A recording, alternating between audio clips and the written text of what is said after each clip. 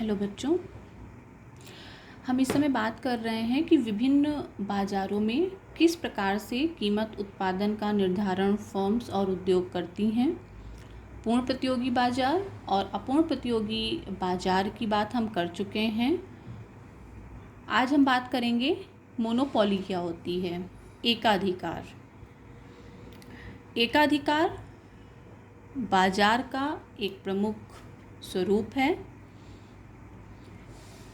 एकाधिकार किसी भी बाजार में तब पाया जाता है जब किसी वस्तु का केवल एक सेलर होता है या एक प्रोड्यूसर होता है। इट्स मीन सिंगल सेलर और सिंगल प्रोड्यूसर। जब किसी वस्तु का बाजार में सिर्फ एक विक्रेता होता है, इट्स मीन कि उस वस्तु का निकट स्थानापन्न बाजार में उपलब्ध नहीं है। निकट स्थानापन्न क्लोज सब्स्टिट्यूट्स का मतलब होता है कि उस वस्तु के स्थान पे दूसरी वस्तु का प्रयोग करने के लिए वस्तु मार्केट में उपलब्ध नहीं है। देखिए, दो चीज़ें होती हैं। वन इज सब्स्टिट्यूट्स का मतलब होता है कि एक वस्तु के स्थान पे हमने दूसरी वस्तु का प्रयोग कर लिया, और एक होता है क्लोज या नियर सब्स्टिट्यूट्स जब तब पाया जाता है जब एक वस्तु के स्थान पे दूसरी वस्तु लगभग उसी के जैसी हमें मिल जाती है। हालांकि दोनों में डिफरेंस होता है, लेकिन फिर भी बहुत ज़्यादा डिफरेंस दोनों में नहीं होता है, तो वो दोनों वस्तुएं क्लोज सब्स्टिट्यूट्स होती हैं। सब्स्टिट्यूट्स तो मार्केट में बहुत सारे उपलब्ध होते हैं वस्तुओं के, लेकिन क्लोज सब्स्टिट्यूट्स एक दो या कुछ ही होते हैं।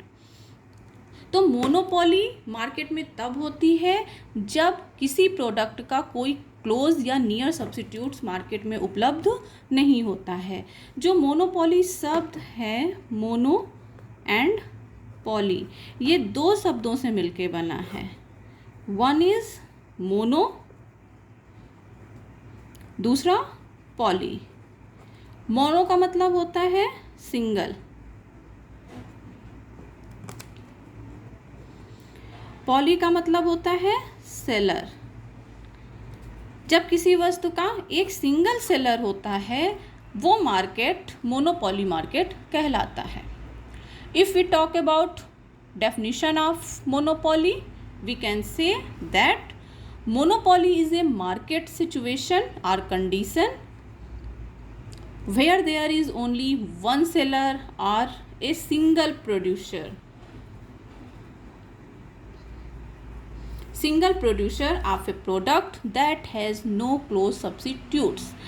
मोनोपोली या एकाधिकार बाजार की वह स्थिति होती है जिसमें किसी वस्तु का केवल एक अकेला उत्पादक या विक्रेता होता है और उस वस्तु का बाजार में कोई भी क्लोज सब्स्टिट्यूट्स नहीं पाया जाता है। क्वेश्चन एराइज होता है कि क्या मोनोपोली मार्केट में पाई जाती है, और अगर ये पाई जाती है तो क्या ये सही है तो उत्पादक या उपभोक्ता किसको इसका लाभ प्राप्त होता है। एकाधिकार सामान्यतया तो मार्केट में नहीं पाया जाता है। पूर्ण प्रतियोगिता और एकाधिकार ये बहुत ही एक्सट्रीम सिचुएशन है मार्केट की। जो मार्केट वास्तविक जगत में पाया जाता है वो होता है अपूर्ण बाजार या मोनोपोलिस्टिक या एकाधिकारात्मक बाजार, जिसकी चर्चा हम इससे पहले कर चुके हैं। लेकिन हम ये भी नहीं कह सकते हैं कि मार्केट में मोनोपोली बिल्कुल नहीं पाई जाती है। मोनोपोली होती है। कई बार होता है कि वो सरकार द्वारा ही निर्धारित कर दी जाती है, यानी कि जिस प्रकार की मोनोपोली या जिस वस्तु की या सेवा की मोनोपोली है वो सरकार द्वारा निर्धारित होती है। कई बार होता है कि सरकार द्वारा किसी फर्म को अपने इनोवेशन को बनाने का, प्रयोग करने का और बेचने का पेटेंट अधिकार दे दिया जाता है। तो ये भी तो मोनोपोली ही है कि अगर किसी प्रोडक्ट को सरकार पेटेंट अधिकार दे रही है, तो इट्स मीन सरकार उस फर्म को मोनोपोली प्रदान कर रही है।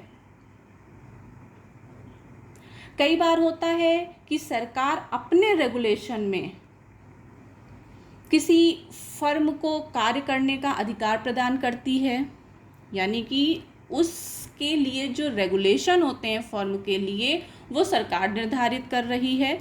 तो जाहिर सी बात है, अगर सरकार अपने रेगुलेशन में किसी फर्म को कार्य करने का अधिकार दे रही है, तो कोई दूसरी फर्म उस वस्तु के उत्पादन के लिए मार्केट में जनरली नहीं आएगा। बहुत सी प्रकार की सेवाएं होती हैं जिन पे मोनोपोली होती है, जैसे कि डाक सेवाएं, नगर पालिका के अधीन जल सेवा या स्वच्छता की सेवा, इन सब चीज़ों के लिए मोनोपोली होती है। कई बार होता है कि कोई एक ऐसी सेवा है जिसको इतनी ज़्यादा इकोनॉमीज़ प्राप्त हो रही होती हैं कि वो पूरे मार्केट के लिए सप्लाई कर सकता है, जैसे कि बिजली, गैस इत्यादि की सेवा। तो हम ये नहीं कह सकते हैं कि मोनोपोली मार्केट में बिल्कुल नहीं है। कहीं ना कहीं हमें वस्तुओं के संदर्भ में कम, लेकिन सेवाओं के संदर्भ में हमें अधिकतर मोनोपोली दिख जाती है। अगर हम मोनोपोली को समराइज़ करें कि मोनोपोली को हमें 2 शब्दों में डिफ़ाइन करना है, तो ये 2 शब्द हैं जो मोनोपोली को डिफ़ाइन करते हैं: single seller of a product और a service. Single seller of a product और सर्विस, जब किसी वस्तु या सेवा का केवल एक सिंगल प्रोड्यूसर हो या सेलर हो, क्योंकि प्रोड्यूसर और सेलर अलग अलग हो सकते हैं, तो वो जो सिचुएशन होती है मार्केट की, दैट इज मोनोपोली, एकाधिकार।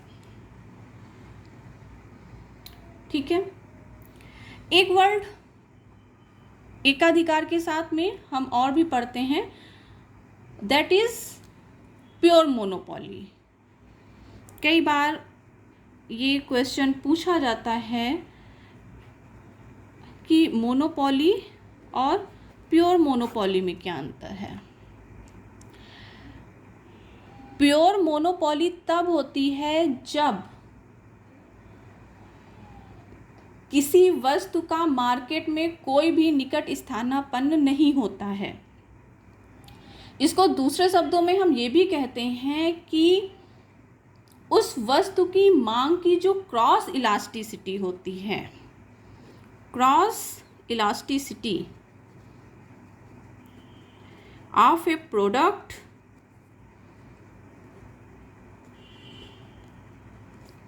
इज 0।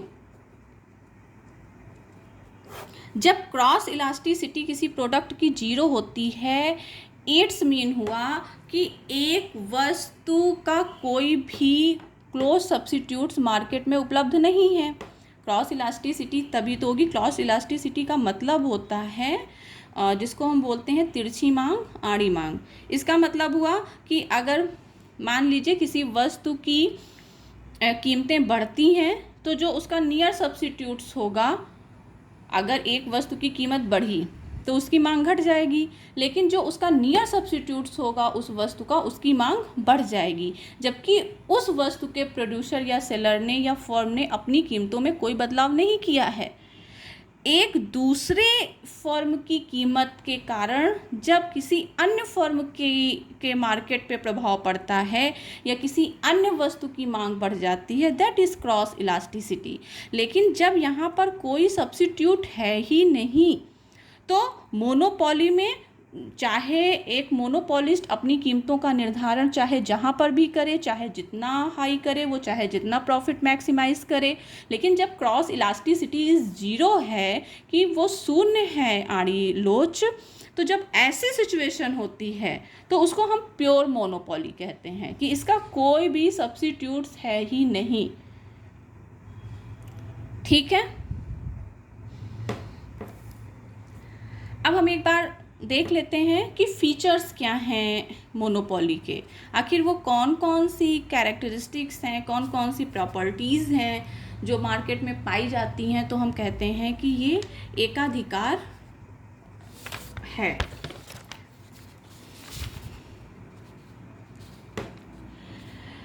ये मैंने कुछ कैरेक्टरिस्टिक्स लिखी हुई हैं, हम एक एक पे बात करेंगे। मोनोपोली की सबसे पहली विशेषता होती है कि वस्तु का और सेवा का अकेला विक्रेता होता है। बाजार में ना तो उस वस्तु का कोई क्लोज सब्स्टिट्यूट्स होता है और ना ही उस वस्तु का कोई दूसरा विक्रेता होता है। तो मोनोपोली की सबसे प्रोमिनेंट जो कंडीशन है, जो सिचुएशन है, जो कैरेक्टरिस्टिक्स है, जो प्रॉपर्टी है, दैट इज सिंगल सेलर, एक विक्रेता होता है। दूसरा है no close substitutes, there is no close substitutes, no near substitutes of a product in the market of monopoly. Monopoly बाजार में वस्तु का कोई भी नियर सब्स्टिट्यूट्स उपलब्ध नहीं होता है। अब अभी हमने आपको क्लियर किया है कि what is substitutes and near substitutes. Near substitutes बिल्कुल उस वस्तु के जैसा ही अगर कोई दूसरा प्रोडक्ट मार्केट में है जिसको उस वस्तु के स्थान पे प्रयोग किया जा सकता है, then that is close substitutes. Price maker, क्योंकि जो मोनोपोली होती है वहाँ पे कोई कंपटीटर नहीं होता है, there is no competitor in the market of monopoly for a product के लिए, क्योंकि कोई भी कंपटीटर नहीं है, इसलिए जो कीमतों का निर्धारण होता है वो स्वतंत्र रूप से एक मोनोपोलिस्ट करता है। एकाधिकारी अपने प्रॉफिट को मैक्सिमाइज करता है। जब कोई कंपटीशन ही नहीं है मार्केट में, तो कोई भी व्यक्ति होगा वो सबसे पहले अपने लाभ को देखेगा, अपने प्रॉफिट को देखेगा। तो कीमतों का निर्धारण मोनोपोली में एक मोनोपोलिस्ट करता है। क्यों? क्योंकि वहाँ पे कोई भी प्रकार का कोई भी कंपटीशन मार्केट में नहीं पाया जाता है।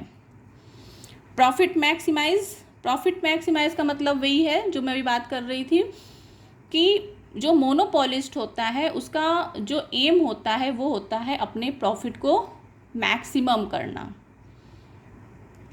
लेकिन यहाँ पे एक बात समझने वाली है, क्योंकि हम ये नहीं कह सकते हैं कि एक मोनोपोलिस्ट जो होता है वो उत्पादन की मात्रा और कीमतों दोनों को एक साथ नियंत्रित कर सकता है। या तो वो मैक्सिमम प्रॉफिट ले सकता है और या तो वो ज़्यादा से ज़्यादा उत्पादन कर सकता है, क्योंकि जो यहाँ पर AR और MR वक्र होता है एक मोनोपोली मार्केट में, वो भी समथिंग मोनोपोलिस्टिक कंपटीशन के अकॉर्डिंग टू ही होता है।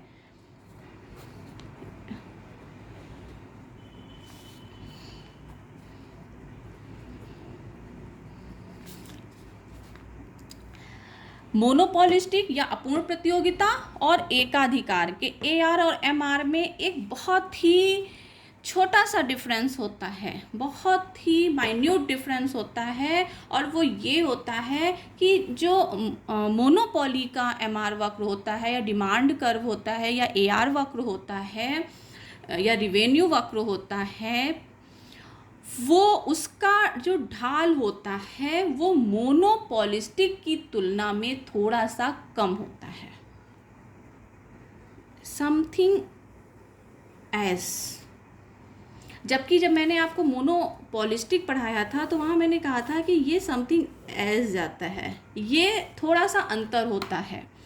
अगर आप मोनोपोली में ये ढाल इस स्लोप का AR वक्र खींचते हैं तो मैं ये नहीं कह सकती हूँ कि पूरी तरीके से गलत ही हो जाएगा, लेकिन यहाँ पे क्योंकि जो स्थानापन्न होते हैं, क्लोज सब्स्टिट्यूट्स होते हैं, वो उपलब्ध होते हैं, और यहाँ पे क्लोज सब्स्टिट्यूट्स उपलब्ध नहीं होते हैं।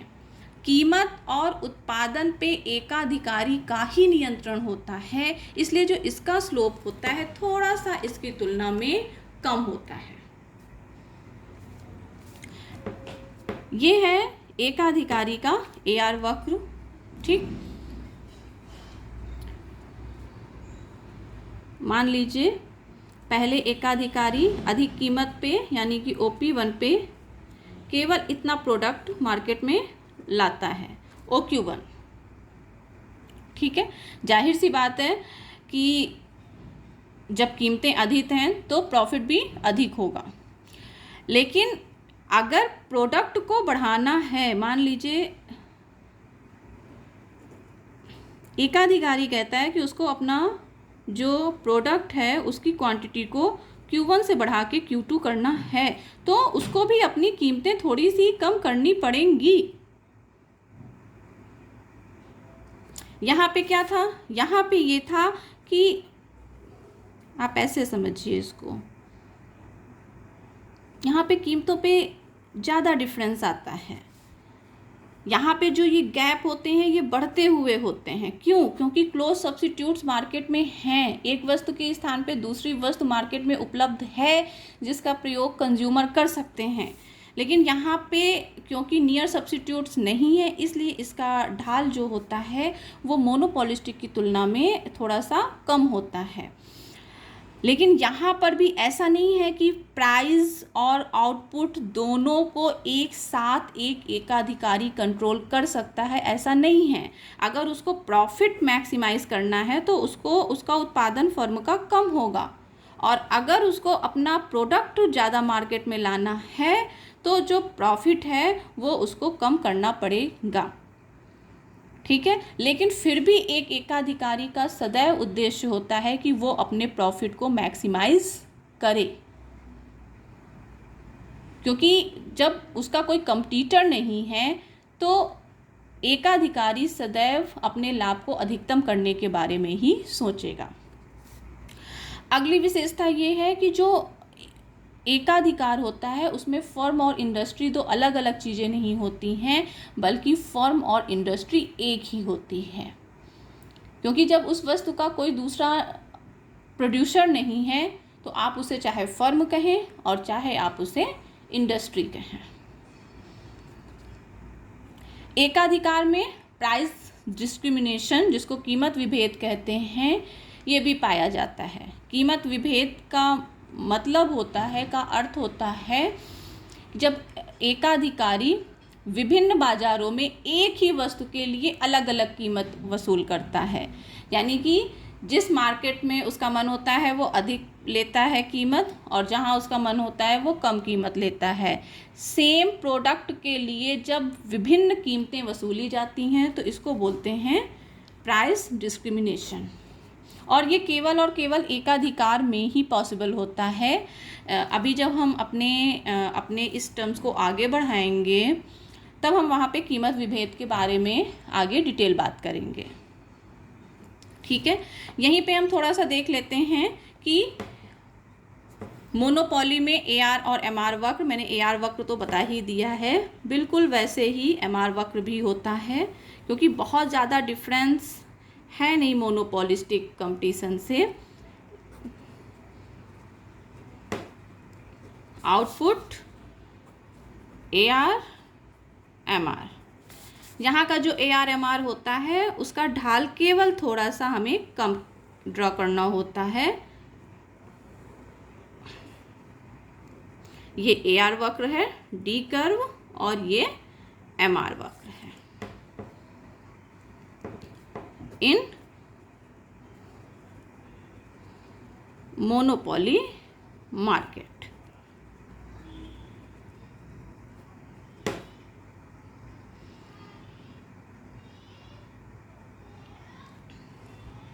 ठीक है, आई थिंक कि मोनोपोली क्या होता है, क्या उसकी कैरेक्टरिस्टिक्स होती हैं, AR और MR वक्र किस प्रकार का होता है मोनोपोली में, ये आपको समझ में आ गया होगा। अब हम अपने नेक्स्ट लेक्चर में इसी टॉपिक को आगे बढ़ाएंगे और बात करेंगे कि शॉर्ट रन और लॉन्ग रन में किस प्रकार से मोनोपोली मार्केट में प्राइस आउटपुट इक्विलिब्रियम स्थापित होता है। Thank you.